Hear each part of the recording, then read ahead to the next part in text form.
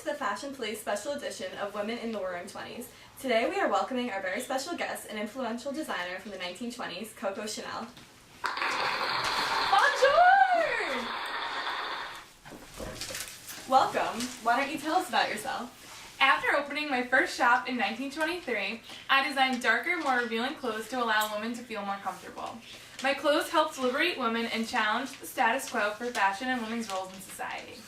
That's great. Our first look of the night was seen at the Seneca Falls Convention on Elizabeth Cady Satin. She drafted the Declaration of Sentiments, Grievances, and Resolutions and was devoted to women's rights in the United States. Although she was an incredible woman, her look falls to the bottom this week.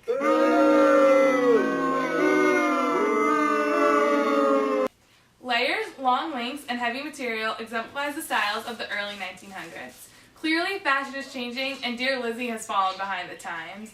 Next up, we have Susan B. Anthony, a truly influential woman of our time. Her fashion, on the other hand, not so much. Along with Stanton, Susan was a leader of the National Women's Suffrage Association and paved the way drafting the 19th Amendment.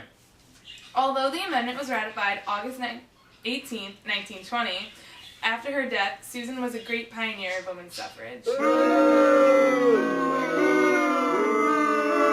Thanks for all the help, Susan, but today we're here to help you with your look. Again, Susan's look screams pre-1920 with her heavy material, low hemline, and sleeves to the wrist. And God forbid, could you smile? Times are changing.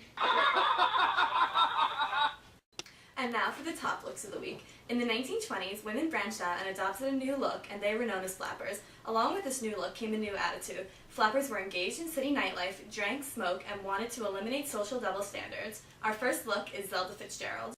Ooh! The wife of the world-renowned author F. Scott Fitzgerald, Zelda, like many other flappers of the time, had short, shoulder-length hair and wore clothing with shorter hemlines and lighter fabrics. No sleeves, heavy makeup, and pearls are a must for all women of this time. Our second look of the week is Clara Bow, Hollywood's it girl who captured the flapper image. Ooh! Here again, exposed neck and arms, short hair, flashy material, and heavy makeup are a must. This style of dress was more comfortable and fashionable than clothes of the previous decades. The flapper was truly the symbol of the great change that women were experiencing during the 1920s.